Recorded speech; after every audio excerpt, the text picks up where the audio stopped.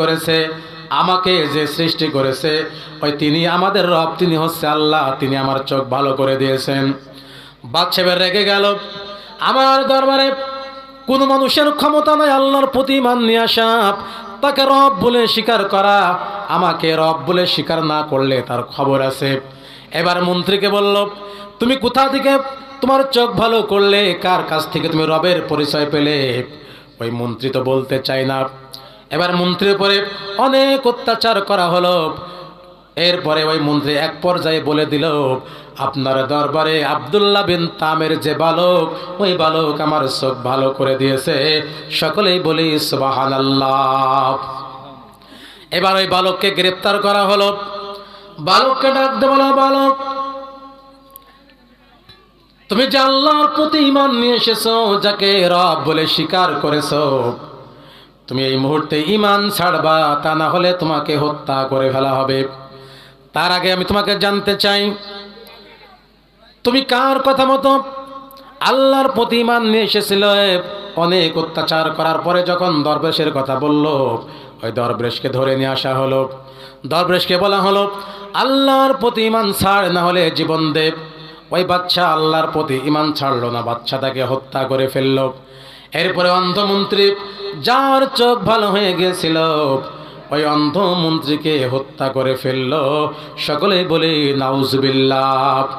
ও আল্লাহর বান্দা এবং বান্দিরা, আল্লাহ পাক বলেন, আমি তোমাদের ভয় দিয়ে ঈমানটাকে পরীক্ষা করব, আসলে তোমরা ঈমানদার কিনা। তোমাদের উপরে যতই জুলুম আর অত্যাচার আসুক, তোমরা ঈমান ছাড়বা না, একমাত্র আল্লাহর প্রতি ঈমান আনবা। এই জন্যই আল্লাহ পাক বলেন, ওয়ালানাবলুওয়ান্নাকুম বিশাইইম মিনাল খাউফি ওয়াল জু', আমি মাঝে মাঝে তোমাদের ভয় দিয়ে পরীক্ষা করব। আর ঈমানদারেরা সব ভয়কে জয় করে একমাত্র আল্লাহর উপরে ভরসা করবে। কথা বলুন ঠিক না বেঠিক? আমার ভাইরা, এরপরে বাচ্চার যে সৈন্য ছিল তাদেরকে ডাক দিয়ে বলল, এই বালক যদি ঈমান না ছাড়ে, তাকে পাহাড়ের উপরে নিয়ে যাও এবং পাহাড়ের উপরে নিয়ে যে ওই জায়গা থেকে নিচে ফেলে তাকে হত্যা করে বাড়িতে আসবা। এবার 11 বছরের বালক আব্দুল্লাহ বিন তামের, তাকে পাহাড়ের উপরে নিয়ে যাওয়া হলো। পাহাড়ের উপর থেকে যখন ফেলে দিবে, ওই বালক আল্লাহর দরবারে দোয়া করলেন, রব্বুল আলামিন, আপনার প্রতি ঈমান নিয়ে এসেছি, এই ঈমান আনার কারণে আমাকে হত্যা করে ফেলছে স্বৈরাচারী জালেম শাসক, এবং তাকে রব বলে স্বীকার করার কথা বলছেন। আল্লাহ, এই জালেমের হাত থেকে তুমি আমাকে হেফাজত করো। আল্লাহ পাক ফেরেশতাদেরকে ডাক দিলেন, আমার ফেরেশতারা, যাও যাও, পাহাড়ের উপরে চলে যাও, আমার আব্দুল্লাহ বিন তামেরকে হেফাজত করো এবং পাহাড়টাকে এমন একটা ঝাঁকুনি দাও যেন ওখানে যত কাফের মুশরিক বেঈমান আছে, ওই পাহাড় থেকে তারা জমিনের নিচে পড়ে তারা যেন মৃত্যুবরণ করে, আমার আব্দুল্লাহর যেন এক চুল পরিমাণ কোনো ক্ষতি না হয়। সকলেই বলি আল্লাহু আকবার। ফেরেশতারা যে পাহাড়টাকে একটু নাড়া দিলেন, যত কাফের মুশরিক বেঈমান ওই জায়গায় উপস্থিত ছিল, ও আল্লাহর বান্দারা, সঙ্গে সঙ্গে সমস্ত কাফের গুলা জাহান্নামে চলে গেল। এবার আব্দুল্লাহ বিন তামের যখন এলাকায় ফিরে আসলেন, বাচ্চার অন্য সৈন্যরা ডাক দিয়ে বলেন, ও বাচ্চা, আপনি যাকে হত্যা করার জন্য পাহাড়ের উপরে পাঠিয়েছিলেন, সেই বালক আব্দুল্লাহ বিন তামের তো দিব্যি ঘুরে বেড়ায়। এবার বাচ্চার মাথা খারাপ হয়ে গেল, কারণ ওই বালক আস্তে আস্তে অনেক মানুষকে ইসলামের পথে, দিনের পথে যখন নিয়ে আসছিলেন, ওই বাচ্চা মনে মনে ভাবল, সাধারণ মানুষগুলা যদি আল্লাহকে রব বলে স্বীকার করে এবং ঈমান গ্রহণ করে, তাহলে তো মানুষ আমাকে রব বলে স্বীকার করবে না। আর এক বাহিনীকে বললেন, এবার নদীর মাঝখানে নিয়ে যাও, নৌকায় করে, ট্রলারে করে নিয়ে যাও এবং নদীর মাঝখানে তাকে ফেলে দিবা, আর ওই জায়গায় হত্যা করে তারপরে বাড়িতে আসবা। যেই কথা সেই কাজ। আব্দুল্লাহ বিন তামেরকে নিয়ে যাওয়া হলো, নদীর মাঝখানে একটা নৌকায় করে নিয়ে যাওয়া হলো। নিয়ে যাওয়ার পর বাচ্চার সৈন্যরা যখন তাকে ফেলে দিবে, আব্দুল্লাহ বিন তামের ফের আল্লাহর কাছে দোয়া করলেন, আল্লাহ, কাফের মুশরিক বেঈমানেরা আমাকে হত্যা করতে চাই, তুমি আমাকে বাঁচাও। আল্লাহ পাক নদীতে একটা ঢেউ দিয়ে দিলেন, মুহূর্তের ভিতরে সমস্ত কাফের গোলাপ ওই নদী থেকে, ওই লঞ্চ থেকে, ওই নৌকা থেকে পানির ভিতরে পড়ে ভাসতে ভাসতে মৃত্যুবরণ করলো। সকলেই বলি আল্লাহু আকবার। সম্মানিত উপস্থিতি, সে আল্লাহ একজন এখনো আছে না নাই? যারা আমরা ঈমান আনতে পারবো, পৃথিবীতে আমাদের যতই ভয় থাকুক না কেন, যদি এই ভয়কে জয় করতে পারি, তাহলে অবশ্যই আল্লাহ রাব্বুল আলামিন আমাদেরকে জান্নাতুল ফেরদাউস দান করবে। সকলেই বলি সুবহানাল্লাহ। এবার আব্দুল্লাহ বিন তামের যখন বাড়িতে ফিরে আসলেন, আসার পর বাদশা আবার তাকে গ্রেপ্তার করলেন। এবার ওই গোলাম, আল্লাহর গোলাম আব্দুল্লাহ বিন তামের বলে, হে বাদশা, আপনি যদি সারাটা জীবন আমাকে হত্যা করার জন্য ষড়যন্ত্র করেন, কামানের সামনে যদি আপনি আমাকে দাঁড় করে দেন, আল্লাহর কসম যার হাতে আমার মরণ, সে আল্লাহ ছাড়া আপনি আমাকে পৃথিবী থেকে বিদায় করে দিতে পারবেন না। কথা বলুন ঠিক কিনা? হায়াতের মালিক কে? মরণের মালিক কে? আল্লাহ পাক।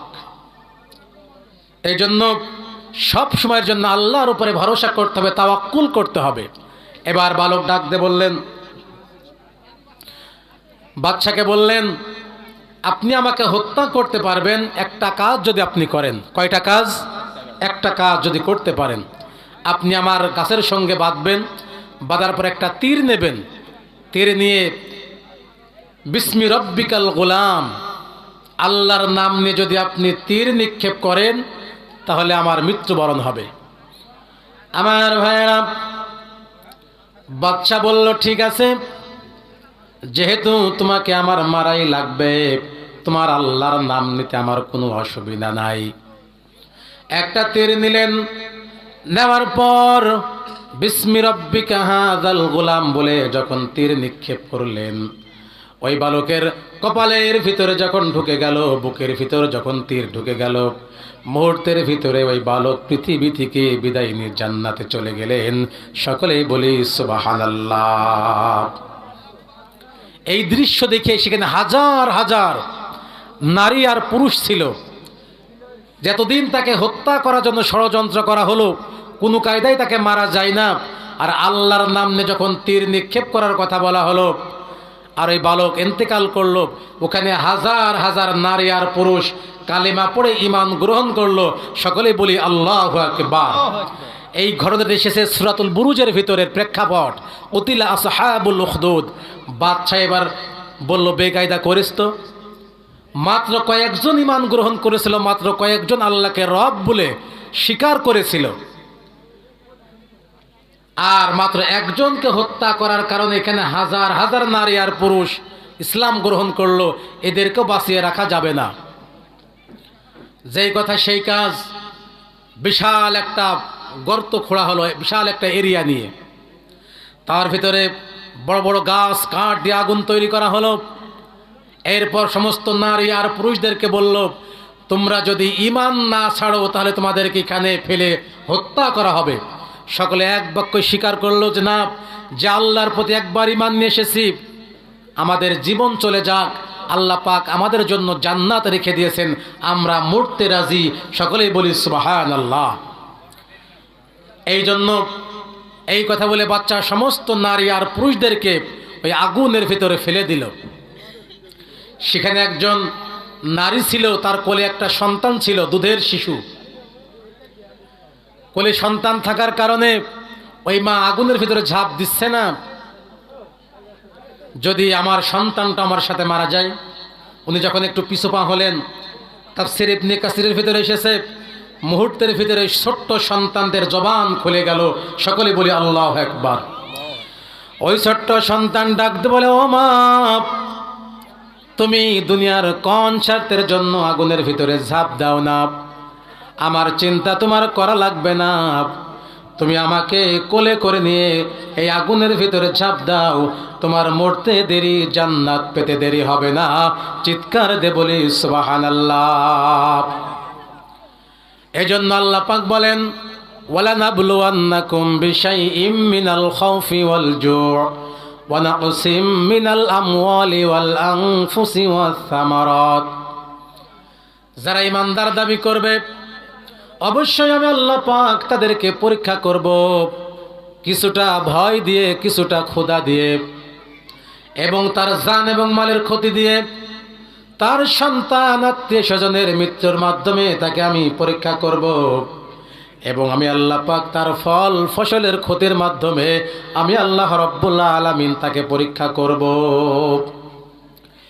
কোরআনে কারিমের আল্লাহ পাক অন্য জায়গায় বলেন, ইয়া আইয়ুহাল্লাযীনা আমানু লা তুলহিকুম আমওয়ালুকুম ওয়ালা আওলাদুকুম আন যিকরিল্লাহ ওয়া মান ইয়াফআল যালিকা ফাউলাইকা হুমুল খাসিরুন। আল্লাহ রাব্বুল আলামিন বলেন, হে ঈমানদারেরা, তোমরা যারা ঈমানের দাবি করো তাদেরকে বলছি, তোমার সন্তান, স্ত্রী, তোমার ফল ফসল, জমি জায়গা, এইগুলা পেয়ে আমি আল্লাহকে তোমরা ভুলে যেও না। আমি আল্লাহর কাছ থেকে তোমরা গাফেল হয়ে যেও না। আমি আল্লাহর চাইতেও যদি তোমরা সন্তানকে বড় মনে করো, সম্পদকে বড় মনে করো, তোমার যে জায়গা জমি এইগুলা যদি বড় মনে করো, আল্লাহ পাক বলেন ওয়া হুয়া ফিল আখিরাতি মিনাল খাসিরিন, এবং তোমরা আখিরাতে ক্ষতিগ্রস্ত অন্তর্ভুক্ত হয়ে যাবে।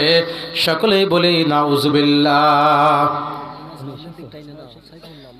আপনি একটু সামনে আগে আসেন, সামনে আগে আসেন। আর আমার সময় শেষ। সম্মানিত উপস্থিতি, আমি আপনাদের একটা দাওয়াত দিয়েই আমরা আলোচনা শেষ করবো ইনশাল্লাহ। আগামীকাল অর্থাৎ 4 তারিখ নওলামারি পূর্বপাড়া আমার আব্বা যে মাওলানা আব্দুল হান্নান সাহেব ওনার বাড়িতে যে মাহফিলটা প্রতি বছর হয়, এটা আগামীকাল মাহফিল হবে। সেখানে দেশ বরেণ্য হযরত উলামা একরাম থাকবেন। আপনারা সকলেই ইনশাল্লাহ যাবেন। এবং আরেকটা দাওয়াত দিই, সেটা হচ্ছে 8 তারিখ নওলামারি পশ্চিমপাড়া ঈদগাহ ময়দান, সেখানেও তাফসিরুল কোরআন মাহফিল হবে। আপনাদের সকলের দাওয়াত। এই কথা বলেই আমার সংক্ষিপ্ত আলোচনা শেষ করছি। ওমা তাওফীক ইল্লা বিল্লাহ। আসসালামু আলাইকুম ওয়া রাহমাতুল্লাহি তাআলা ওয়া বারাকাতুহু।